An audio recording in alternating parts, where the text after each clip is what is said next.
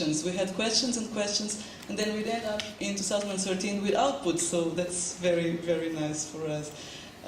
We started by very simple things. At the time when I was doing still my postdoc in 2005, when I first asked Rui if I could pop in and film some of his rehearsals of setup, I had no idea that this project would then exist, and I was just simply interested in analyzing relations between body movements, so not just gestures of the hands, but and the head, which is more common in linguistics, but body movements in general, the whole body movements together with speech and other modalities, so other kinesic modalities, such as the scenic elements and so on, in creative processes where we believe that the thinking behind it is different from just a verbal one. So that was my first curiosity and motivation to start filming and then see what I would do with that material. So at the end of the postdoc in 2008, I thought, well, now we have so much, we need to do something, and that's when I applied to FCT to get funding for these projects. And we had these questions. What is, basically, very simple, the role of language in the transmission of an embodied type of knowledge? Does it really play a role there? Some choreographers don't like to use words, but most of them do use, and Rui is one of those. How does one talk about contemporary dance? What kinds of vocabulary? There is no vocabulary like in ballet dance. How can we talk about it? How do the critics write about it? How is the choreographer's particular insight translated, and that was the interesting point for me, translated into the bodies of the dances? What happens in this transmission? Can choreographic concepts be documented as well? Can we document concepts, and how? Of course, now we think we can. Are there models for contemporary dance archiving? There aren't fixed models, so we believe we need to create our own model according to the artist, or at least a school of artists that have kind of the same language. And are choreographies objects? Can we really preserve them? See this tension between preservation and immateriality. So the inputs from my background were cognitive linguistics, the documentation of performing arts, and new media. And the outputs we have to show you in a moment is the multimodal annotation of dance videos. So it took us, almost one year, 8 months for that. That will be presented by me and Isabel in a moment. The creation tool, which is the digital notebook that we developed from scratch to support compositional processes. So it's really a support tool for composition, but it's not necessarily only applicable to the arts. It can also be used for sports or for anthropology, as I hope you will confirm. And finally, the knowledge base, including the inputs that may come from the ones using the creation tool, and which we believe is the first open and dynamic archival resource for the performing arts in Portugal. We have very little yet. The databases that exist for theatre, for example, don't even include videos. It's more the technical fiches and all the metadata, but not the video recordings in themselves. So what we try to do here is more a collaborative platform, an archive that I see as an archive of processes, where each artist will then be able to upload their own materials gradually, so that we then come to as wide as possible platform.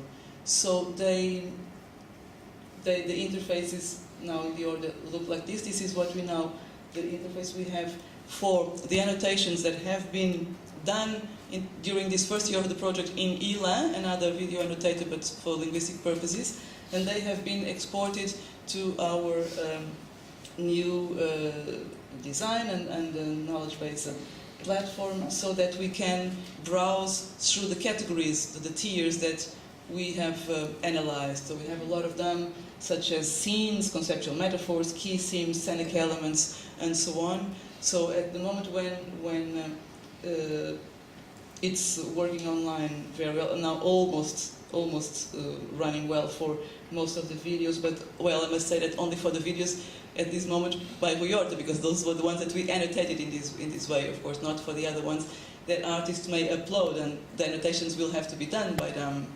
themselves, and so it's not going to be in such a detail of almost a second by second analysis. we have these, but we'll be talking about this in detail now in the next 15 minutes. This is the interface of the digital notebook, the one that is now working in a better version, but now can already be used. It is being tested by several choreographers, so it's stabilized and it's working well for the annotation of video in real time. And this is the interface, but Nuno and Diogo and Stefan will be talking in detail about this. And finally, the archive, the archival platform, the knowledge base that will be then demonstrated in detail by Urândia Aragão. So I think we can then start with Isabel, just to tell you that we have quite a lot of publications already in the framework of this project. Some of them, most of them, in the ACM online digital library. So we got quite well published on the creation tool itself, and then on the project more in general. With me and Stefan have we published also in the Journal of Performing Arts and Digital Media, and another one coming for Springer Verlag. So I think we now jump to the linguistic motivation. Well, actually, Isabel, maybe you can still, stay there. Thank you. Sorry, no, I thought you could, but in fact, it's more comfortable for you. So we started in 2010 by filming rehearsals of choreographic creation processes, and the aim was to analyze the instructions given by the choreographers to the dancers, be it linguistic, non-linguistic, or the kinesic modalities. We wanted to analyze gestures and body movements to form meaningful descriptions of the motion involved, with the aim of identifying specific gesture clusters on the basis of these descriptors. Of course, the final aim would always be to quickly search videos for more representative sequences. If I now just wanted to see in these very detailed annotated videos just body actions or just conceptual metaphors, I can just choose that tier and jump to the moments of the video where those annotations are. So you gain a lot of time while researching and browsing. So basically we wanted to develop new modes of reflection about creative processes as a means to anticipate the future historicity. Indeed, because in Portugal the history of contemporary dance is not yet done. I mean, in the sense there are books, of course, especially reporting from the beginning of the ballet Gulbenkian to the 90s. But in the last decades we still miss a lot of documentation and historicity to be done. And we wanted to make contemporary dance knowledge available to new audiences, and that's why we thought that if we give access to the users to the annotations we've done, at least in these pieces as an example, this would help them know more as a kind of making of process of what's going on there. And we wanted to combine spoken information with information conveyed by the other modalities within the corpus to make it meaningful and useful to the end user. So why contemporary dance as case study? Being a linguist, why contemporary dance? It could be, of course, theater, it could be maybe sports, but not only I have a very big interest in dance, I've danced myself not professionally but for a long time, and I also always wanted to look at, also in my PhD I had worked with motion, verbs of motion, so now I wanted to see a different corpus, and in fact, especially theatrical contemporary dance, it often mirrors daily life actions, so it was much easier for me to film rehearsals in a studio than just going to the street and film people walking or asking people to be filmed in their homes. So it was, I think, much more practical and more interesting for me, so it provided a rich corpus for the analysis of body movements and emotions. It makes recurrent use of speech, so we had both modalities combined, because especially again in Rui's case, the dancers are speaking at the same time while they dance. And being theatrical, it of course exaggerates expressiveness, thus contributing for an easier recognition of specific features. A little bit like in comics or in caricature, it's easier to recognize than also cultural features, the Japanese gesticulating or the Africans or the European. So also for that it was very useful to have this corpus. So we have at the moment around 80 hours of rehearsal films and the premiered pieces as well. I started to film in 2005, and that piece has been annotated. Then the project started in 2010, and we annotated the Vladimir Saladin and local geographic as well in this detailed way. We had two different moments of analysis. The pre-rehearsal, just based on the portfolios that Rui was giving to me, his files, his notes, all the vocabulary that I could extract to see how he talks about his idea before the piece is done. So indeed we were privileged because we had access to prior knowledge that we would not have if we were not in direct contact with him. And then during the rehearsal period, normally it takes 2-3 months, at least in the pieces we saw, we have different processes. The oral transmission from him to the interpreters, the interaction between performers and the choreographer, so how they talk and how they ask and how he reacts, does he use words, does he improvise movements, how does he do it? And then when the piece is then almost composed, the dance is talking while moving in space. So we had to look at all those different kinds of vocabularies. The multimodalities involved were, of course, body movements, speech, the scenic elements that indeed are equivalent to the situational context in corpus linguistics, the props, costumes, and so on. Sound or music, and the interaction with audience, which is the case with Rui Horta's pieces very often. Now I will not read them all, but this is just for you to see the list of parameters that we have analyzed in all the pieces. So it came from the key themes to the metaphors, emotion, scenic elements, and so on. So when you see the recurrences, that was kind of the conclusions, we could not come to the key themes of this piece without having done all this detailed analysis. In the recurrences, we have the patterns that occur more often in the piece, such as an arm always doing this, and then we can conclude that this was always a way of yielding for attention, and so on. So we looked for what was statistically more occurring, so that we could see, well, then we can say that this piece is indeed about war, is indeed about love, is indeed about argument is war, and so on. So just briefly some theoretical references. Of course, this was an empirical study, and we are aware of its minority condition because it's transdisciplinary, and it was not easy most of the times also to understand the language of the computer scientist and new media and so on. So we have input from Multimodal Metaphor, of course, Seville, even Mittelbeld, Müller and Schenke. The basic conceptual metaphor theatre we all know from Lakoff and Johnson, cognitive semiotics, Oakley, Brand, and new media studies, so you can read. Almost finishing, just to justify why I decided to analyze multimodal metaphors. First of all, even before I started this, when I was, again, still doing the postdoc, I realized that if I was looking for multimodal metaphors, they would allow the identification of central concepts in each piece. And those concepts would be very helpful then for us to come to the labels that would index the videos in the archive. So that was the process.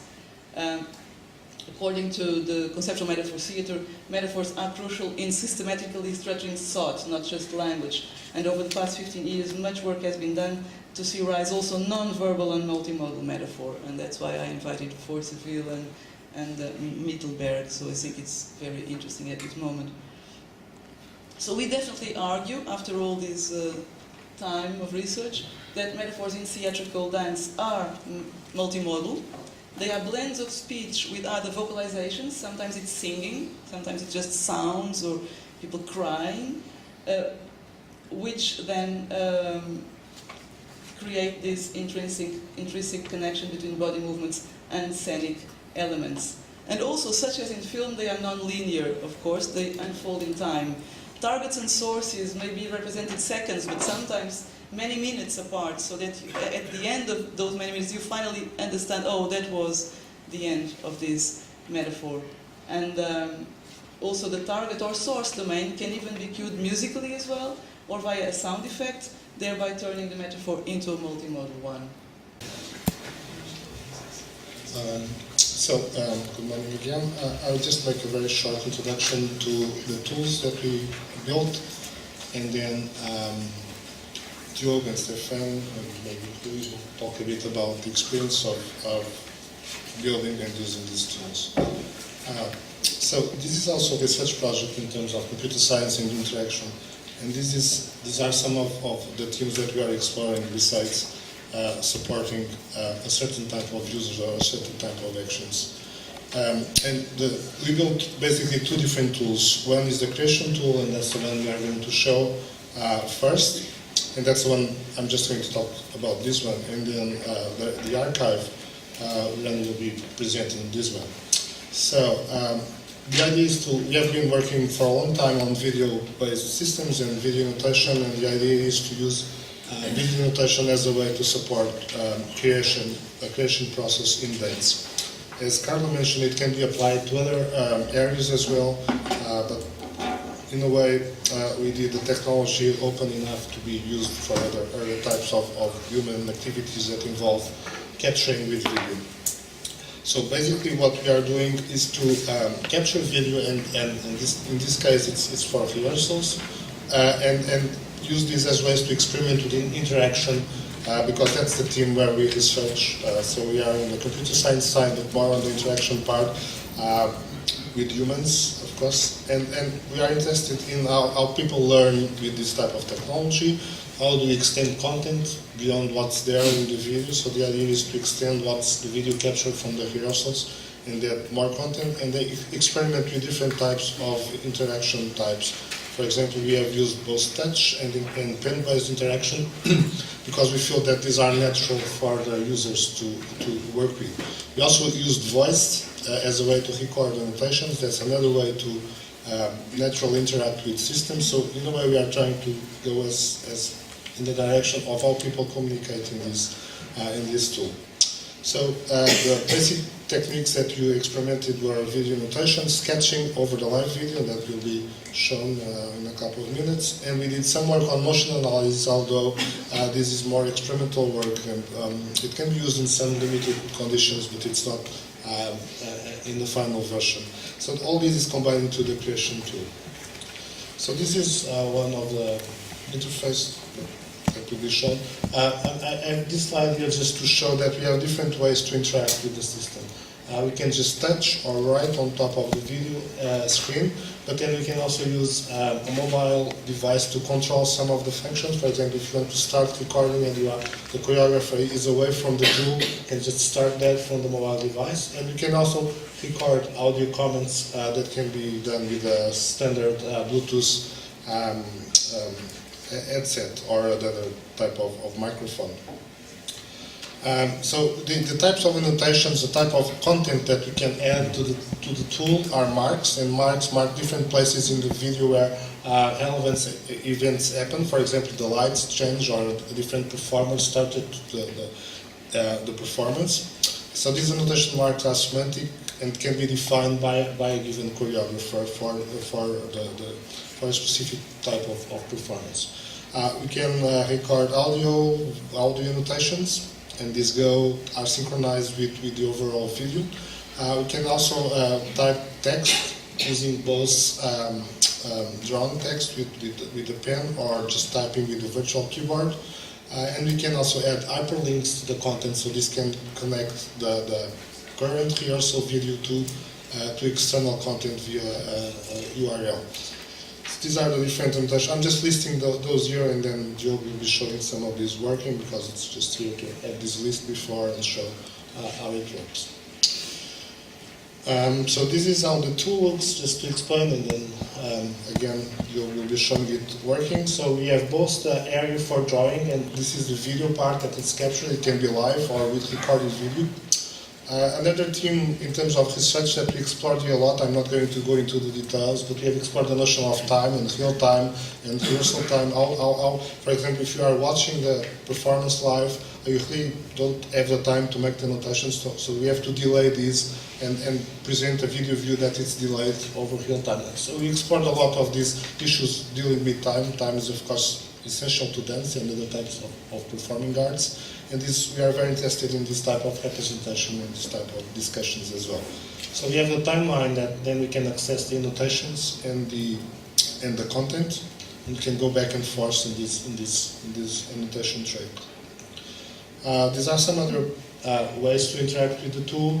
We have hyperlinks. This is a page that it's linked here. We have annotations, annotation marks that can be drawn on top of the video, text, and all these can be added and then browsed. And this was one of the experiments that we did in Espaço de Tempo, thanks to Humanities. So I'm just about to conclude. Just to mention the design process. So we started from the beginning because we don't have that much knowledge about dancing and choreography. So we started with 2 choreographers from the beginning, Louis and Stefan, and they helped a lot. And we had some other people also that worked before on dance technology helping in the process. And we had lots of discussions and lots of tests and experimentation in different settings for building. So in a way, we also follow the rules for user experience design, user interaction design, and we have involved users from the beginning, and this was very challenging and very rewarding as well in terms of results. And this is basically what I was going to show. This of course work from a lot of people that was mentioned before. Designer Randy, I'm probably going to forget someone, Diogo, that is doing part of his PhD in the scope of this project, João Gaspar that programmed the creation tool, and of course Georg and Stefan that helped to define the tool and help in the process. Carlos and David also participate in some of the tests. So this was work from a lot of people, and it's very interesting that it was done in an academic setting with people doing their masters and doing the PhD in the scope of this project. So we are very happy with the results, even if there are still some bugs in the software, but that's part of the process as well. So thank you very much, and Diogo will be showing the tool, and then Stefan will be talking a bit about the process as well.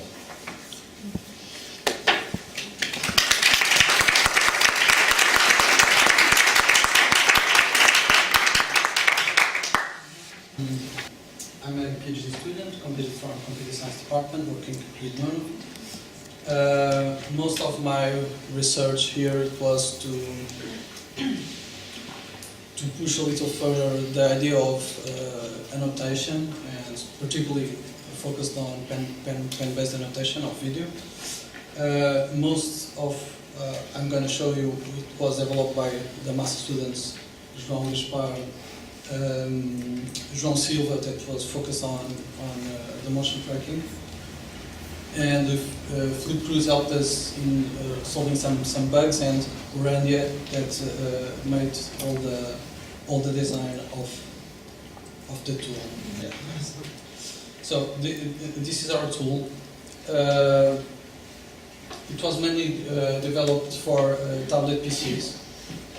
Particularly due to our vision of having a digital notebook. This was a little challenging because the development and how can I say commercialization of this hardware it was simultaneously happening with the project. The project had started in 2008, and for example the iPad was launched in 2009, so it was challenging to having good tools, good hardware for this. So our vision it was to use both touch and pen-based technology, but not forgetting that this can be also used in a regular computer, in a regular desktop. So we have these, you can say 4 menus on the top. This is the regular file system. So you can see on the top left. So with the settings, I will just put the camera. Here you have all the on the top right, all the settings regarding the project, and the tools on the right and left on the middle of the screen, and the timeline on the bottom. So here you can annotate and make all the tools. I will connect the camera. I will just around it. So how our idea here it was to recording a live stream using a camera. I'm using a webcam, but you can also attach any regular camera. But also to make some after some analysis. I will start with the live cam. So I will just put recording, and this is recording the live stream, and I will add some new marks for annotation. For example, just put, this is the regular, the virtual keyboard, so just cut, mark. So one of our ideas, it was so a touch, it can be very natural to interact. So you can just click here, and will give you some bar of your marks. Marks are just an icon and a keyword, just something simply fast thing for annotation. So just click it, and we'll do some note there. So it is appearing on the timeline, and after ends it. So other things that you can do, just sketching, for example. This can be the main focus of my research. Just do some notes, just some sketching with the pen, and it will work. Okay, one more thing. Regular notes with text. I will just put here. Is it there? Okay. Nice. And it will just appear there. The notes disappear because it is on real time, so it has this idea of the time ends, so it will disappear, but it are kept on the timeline. So we have worked also with voice recording, so you can see the sound wave there. And after this, I will just close this. One thing is these annotations are linked to a video segment, but you can also do it with the frame, single frame. Just pick up the frame and it will appear there, and make some note just on a single frame. After, you can just stop it, and in the timeline we have all your annotations in the timeline. You can navigate. It appears on the window, as you can see. Okay.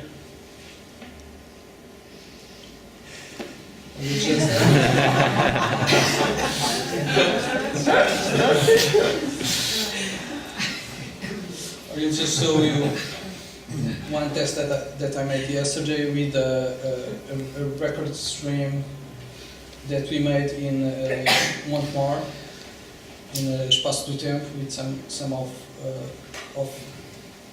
users of our usability tests.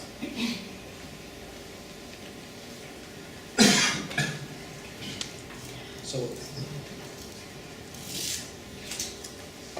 as you can see, you can just import a video and work afterwards with your analysis, and will work right. Another thing that I can show you, as Carlos said, this is a beta version, but we have another more beta version of motion tracking. So our idea is annotations when you do some notes on video. We have this dynamic of video, and things are moving. So we thought that annotations should follow a content. So I will just show you a brief work in progress of this. This was mainly developed by João Silva. So our idea is to motion tracking, so I will just follow a new, just close this, and there will be some continuous of my face. So I will just try to sketch something, and the annotation, as you can see, follow my face. So this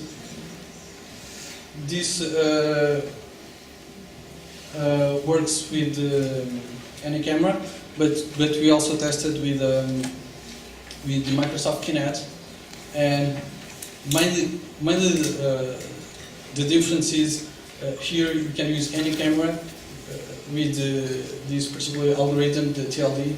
So you can use any camera. You can follow everything you want. Just sketch an area, and the system will detect whatever you want. Since we are working with the answers, so we tried also to use the Kinect and just tracking for people, and it works pretty fine for that. And I think it's done.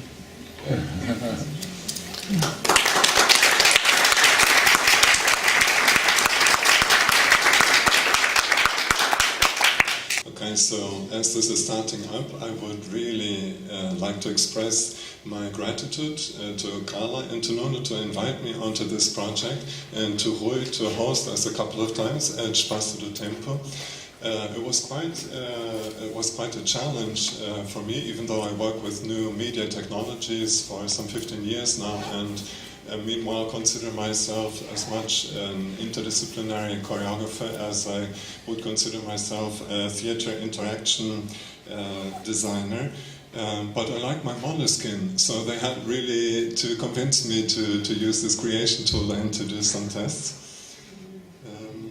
I don't need the bug report here, I think I jump right away into the presentation. So, I would like to talk a little bit about the creation tool from the creative side, if you want to, the perspective of a choreographer who works with technology. And maybe the first thing I'd like to observe or to clarify is forms of annotation. You've seen the real-time animation, the real-time annotation mode, but of course the creation tool also works once you have recorded the video. You can use it as an annotation tool as well. So distinguishing characteristics of real-time, of course you would say it's synchronous. As the things are happening in the studio, you're trying to annotate. And I'm saying trying because you're really trying. For me, it's going very, very fast. So it's an instant that you're annotating. It's immediate. And it's no repetition possible, even though the creation tool has a suspended mode where you can delay a little bit and watch what was going on just a second ago. So in contrast, there is no real time, right, which has different characteristics. It's asynchronous because you don't have to annotate at the same time things are happening. And most importantly, it's self-paced. You decide how much time you want to dedicate to annotation, and repetition, of course, is possible. And more importantly, you can work in a recursive mode, which means you can go over and over the rehearsal again if you want to, and you can add different annotations even days or weeks after. So, going into the utility tests that we did. This actually is the second one, but for the presentation it's the first one. We realized Escola Superior de Teatro and Cinema. This is Marina Nabais, who is a dancer who didn't know the piece that we were annotating, that we were rehearsing, which is the award-winning TXT by Fernando Nabais, who is my friend and partner in our artistic adventures, Fernando Galito and myself. And Marina, when she was learning a scene from .txt, had 3 different phases in this particular rehearsal. So she spent some 20 minutes to become familiar with the piece. She had the information available online. Then she saw the particular scene she was going to learn.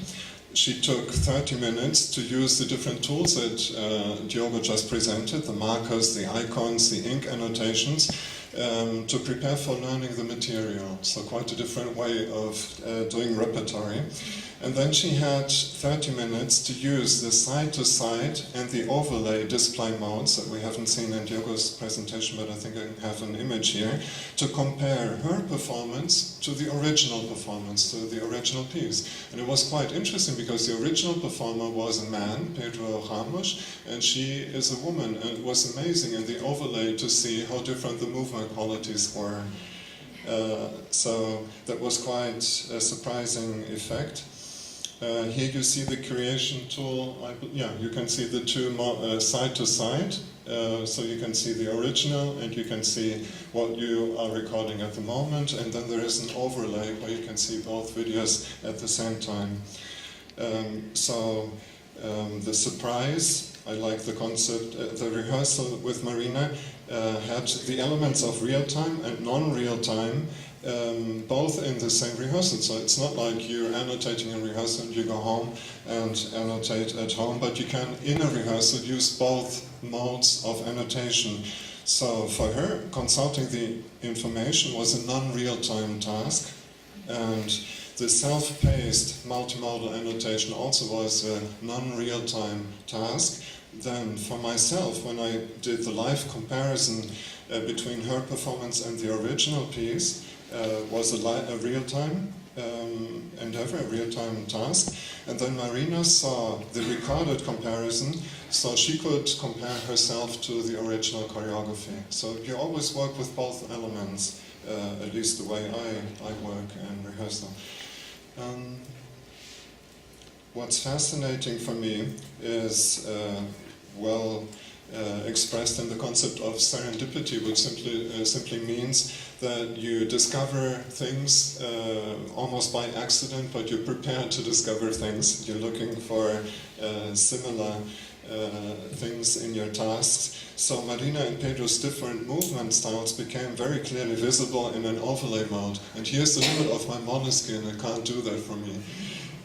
So this setup also could be very useful for auditions. If you had a piece and you wanted to restage it and you can't work with the same dances, you could use this exercise very well to do audition.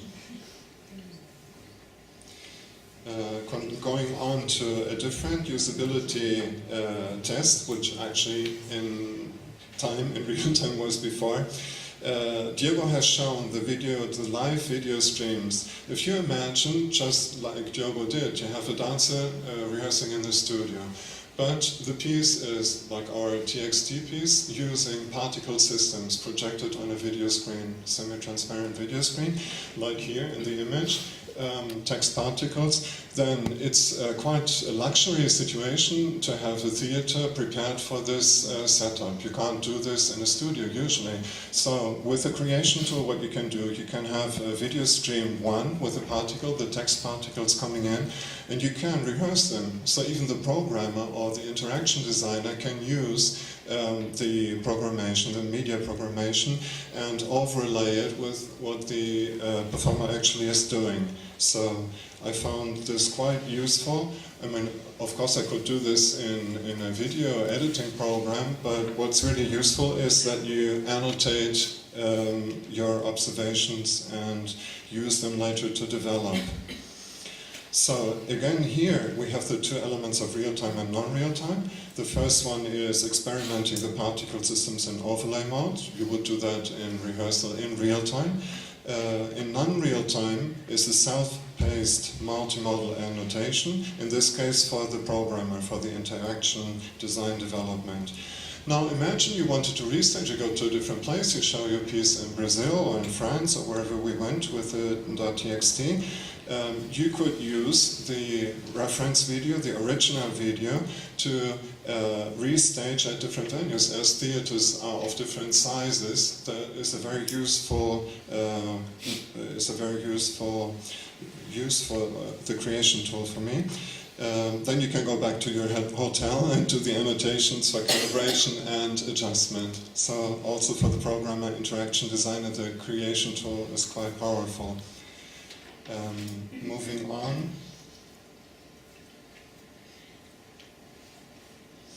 I'd like to distinguish something very basic, which are individual working hours, which is when you're at home, for example, preparing for a rehearsal, doing research and so on, and collaborative working hours, which is when you're together with your team working a rehearsal, for example, or when you're meeting up with your programmer for a rehearsal. Now, I've just developed a little model. Above the horizontal line, dotted line, you see collaborative working hours. This is what we all know as a rehearsal. But few people talk about the periods that you could call individual working hours, which is below. And my research goes more and more into this because in Portugal it's quite a luxury to have time, studio, dances and so on available. So it's like using this situation to our best and investigating individual working hours. And I found quite an interesting dynamic between these two phases of the creative process, which is a dynamic, undulative dynamic. So the higher the amplitude, which means the more intense, the more creative, the more surprising, the more fascinating what you do in the studio, obviously your annotations will give you a lot of work in the individual working hours. And the same thing, if in the individual working hours you prepare well and you work well and you communicate well with your team members, then the rehearsals will benefit, right? So these two phases can be organized in a simple diagram.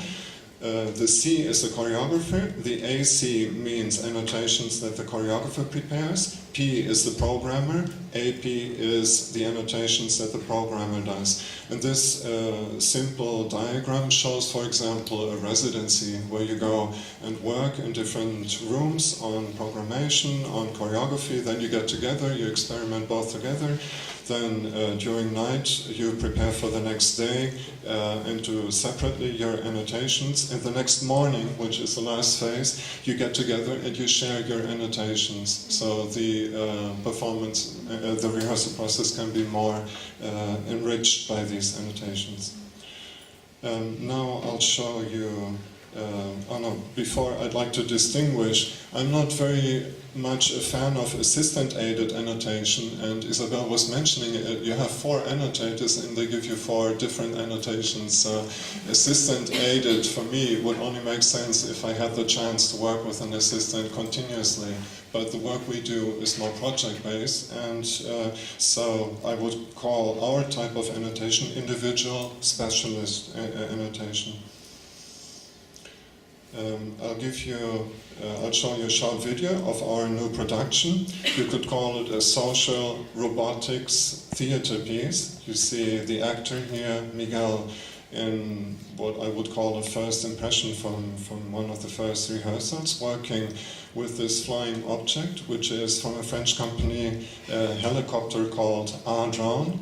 And this was just a brilliant idea of my friend and artistic partner Fernando Nabais. He proposed to do a piece like this, invited me onto his team, and this is a result of the first rehearsals, which we do. We have a very talented Italian young programmer, Sandro Fioravanti, who is developing an app just for this particular performance.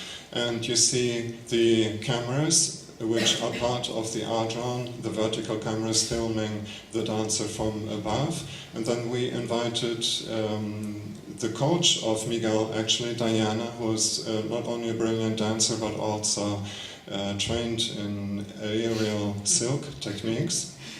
So you can see here's a lot of really fascinating possibilities for annotation, because it's not just the dancer, no, it's the helicopter that we can annotate. and we can study as much the behaviors of the R-drone, of the helicopter, as the one of the dancers. So this is the area where Fernando invited me onto the project, and I'll show you very quickly 2 annotations that I did from the first rehearsals. So here's a multimodal annotation in ink. You see in blue R-drone vertical cam, and you see a spiral indicating the movement that the drone actually did with the vertical camera filming the performer on stage. Then the text marker, the text simply says, great floating movement. For video design, this would be an important thing to develop. Then the lateral lighting of the light designer were important to get this kind of video and this kind of image. Then check the drone height is really important, so you can recuperate this moment and not just depend on the improvisations done during rehearsals. So this is one example. Another one would be the hypermedia annotations, which I find a fascinating and really important feature of the creation tool. So here what you see in white with all the data, these are the flight data. It's a data sheet of everything that the drone does. Right, so you're recording the data of the behavior, the height, what the motors do, and so on of the drone, which allows you then to reconstruct the behavior of the flying object. Besides, obviously, you can import all type of nodes, as we have seen, websites and so on, in your annotation, and that way it becomes a really fantastic tool for rehearsal. So finishing up, I would call the type of research in annotation that we do at the moment individual specialists in annotation.